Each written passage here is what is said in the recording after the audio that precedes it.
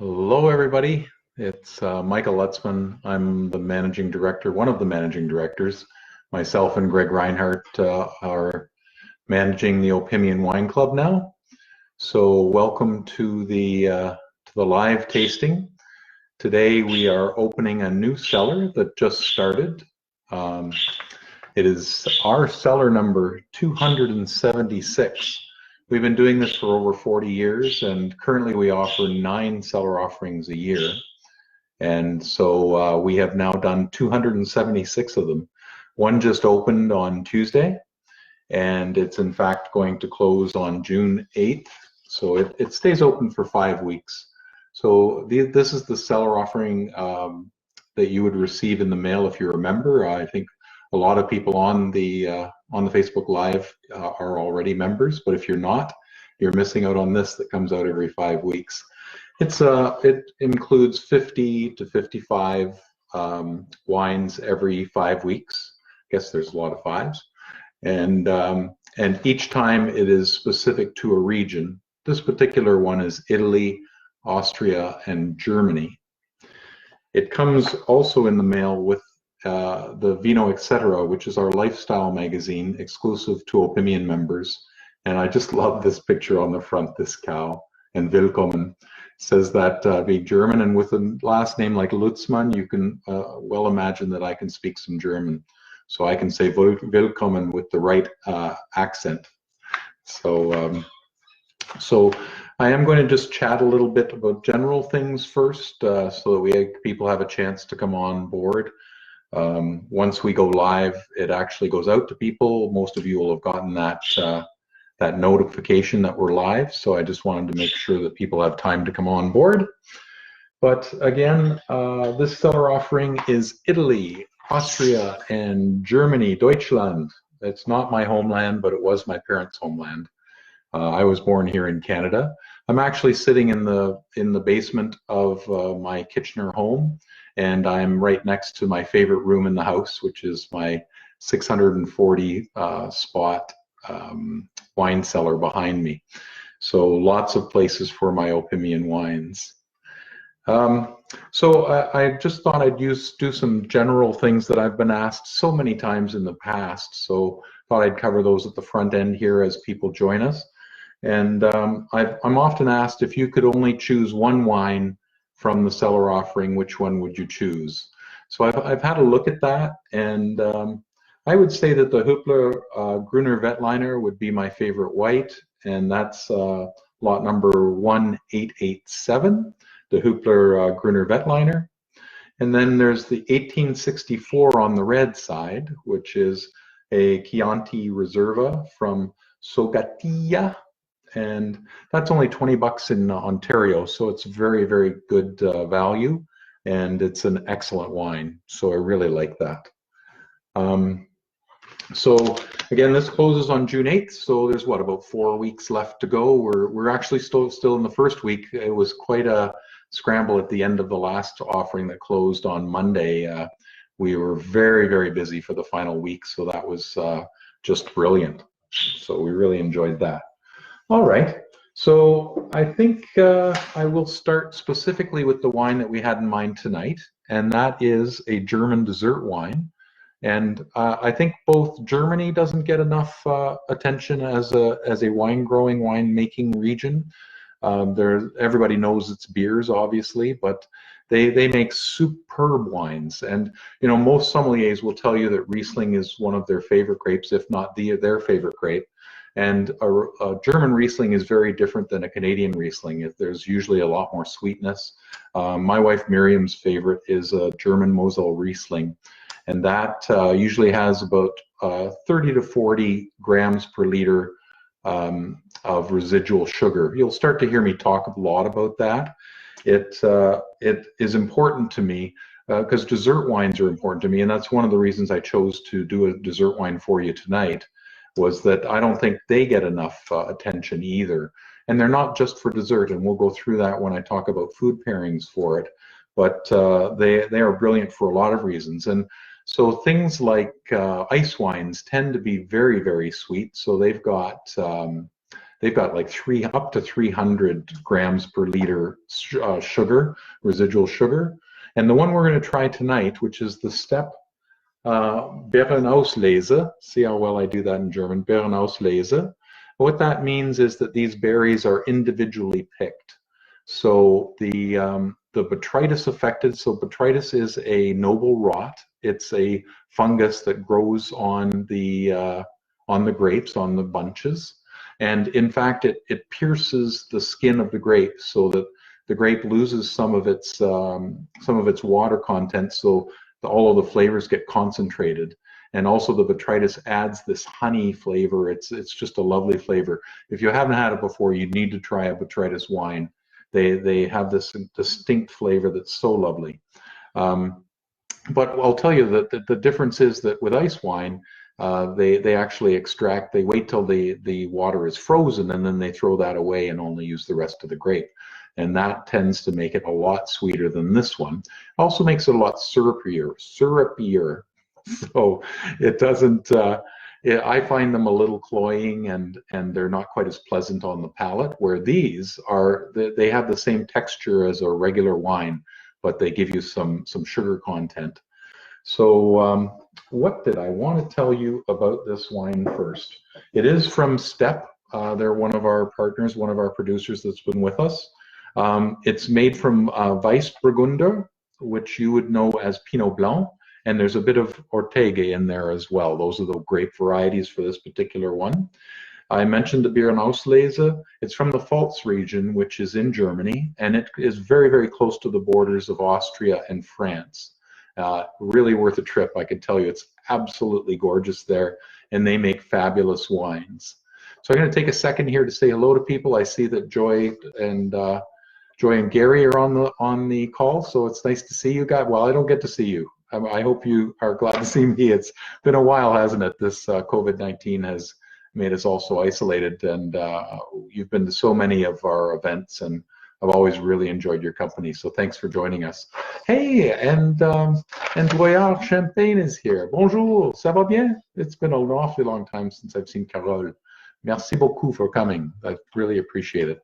And Kim Tien, a bunch of people from our office are on as well. I'll tell you that these Talk and Taste Thursdays are really gathering some attention, and we're getting people from right across the country, and even those of our members who are still living abroad, they haven't come home yet.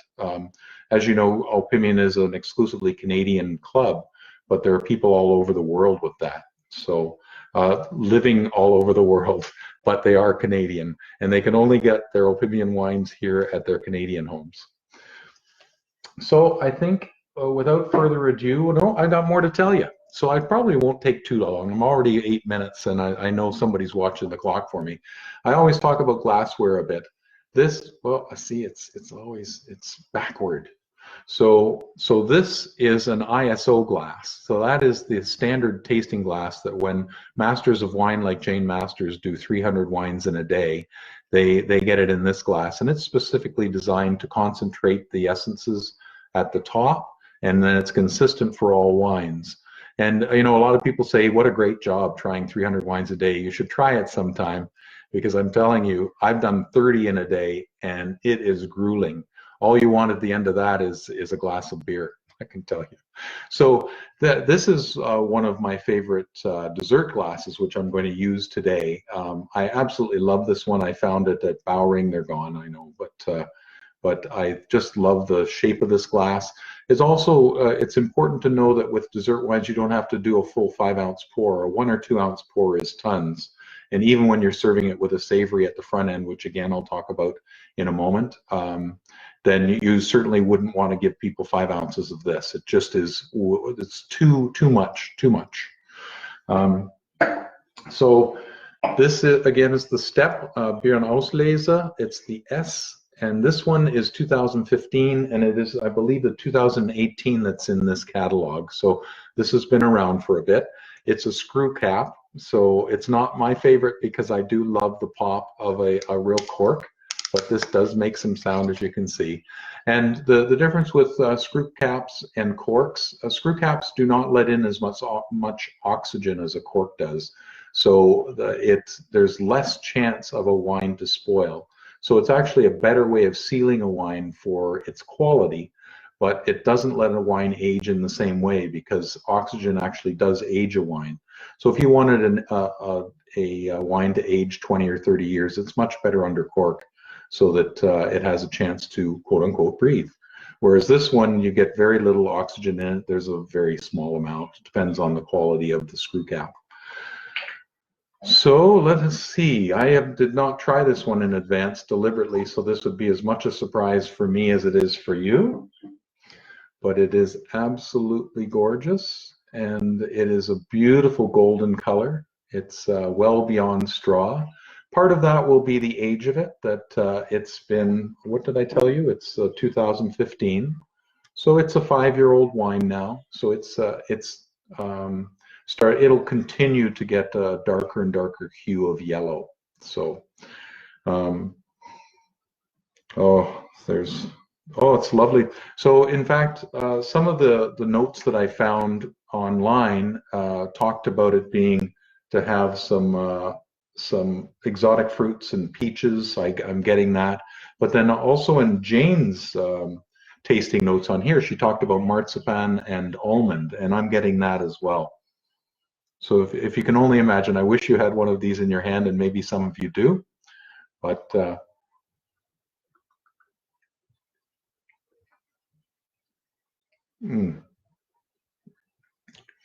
okay, I'm going now. No, I'm sorry. It's that is there's so much honey there, and again that almond is there on the palate as well. It's again not cloying to me like an ice wine. It's got this wonderful flavor on wonderful texture on my tongue. It's I would say this is probably going to be not high in alcohol. It doesn't burn the back of my throat as some high alcohol wines would. I'm afraid I'm going to have to take another sip. Hold on, please. We've got some people from Newfoundland on the call. Hello, Natasha. And Doris Bean, one of our new members. Hi, Doris. Nice to see you. And Anaïs, one of the people from our head office, is watching from France. Hi, Anaïs. And we've got Alan and Neil. Neil's on our board. Thanks for joining. They're from Regina. So it's from all over the country. That's one of the things I love about Opimian is joining people from coast to coast, and again, people who are traveling the world. And we'll all get back to that one day, won't we? I mean, we're looking forward to that. So I made some notes to myself just to make sure that I covered things about it. I won't keep you too much longer, I promise. But I wanted to talk about the difference that temperature has to the perception of sugar. It's really important to serve this wine cold because if you serve a sweeter wine warm, it actually tastes a lot sugarier. So the sugar kind of overpowers it. You don't get that lovely, delicate acidity and the alcohol that balance off a sweeter wine. So you should serve this from 5 to 7 degrees Celsius.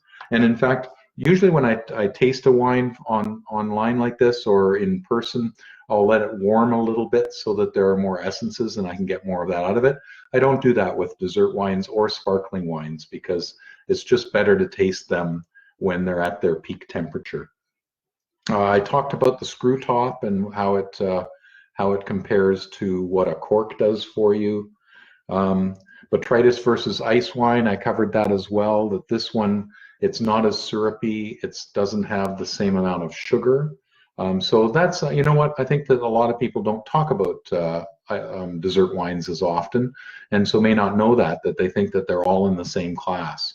Whereas these botrytis wines, you can get them in Canada too.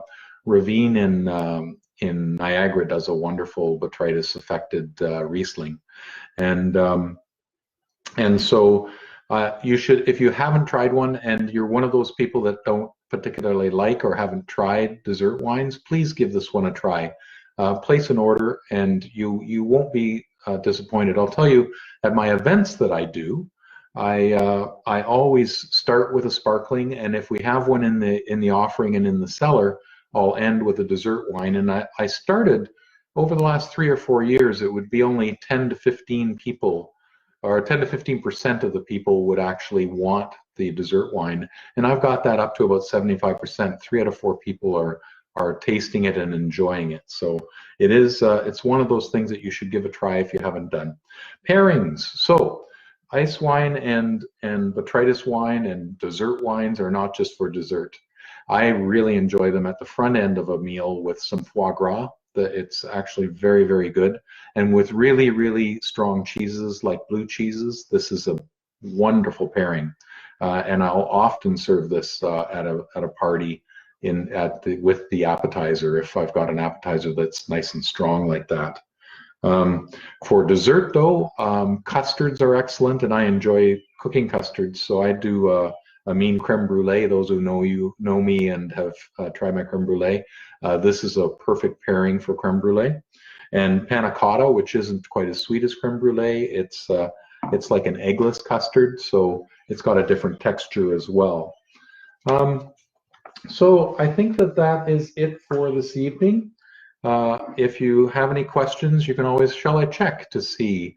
Oh, I did, look at that. I've gotten one from Flavius Opimius. You know, he just appeared. You may remember Lucius Opimius from before. Well, we don't know what happened to Lucius. So very recently, Flavius appeared and asked if he could become a member and asked if he could join our Facebook group. And he is actually the younger brother of Lucius Opimius. So you're going to be hearing a lot from him on the Facebook page and on the Facebook groups. And let me see. Oh, and see, there are people who love the Stepp, and I'll be doing some more Stepp as well. If you wanted to go back and, oh, from Dieppe, New Brunswick. Bonjour, Pascal et André. Merci. And I'm afraid my French is not too bad, but it's not good enough to do these entirely in French, and we will have some in the future that are in French. So thank you for your patience with that. So with that, I will bid you adieu. I really appreciate your having joined me. It was nice to spend the evening with you, at least 20 minutes of it, and we will talk to you again soon. Good night.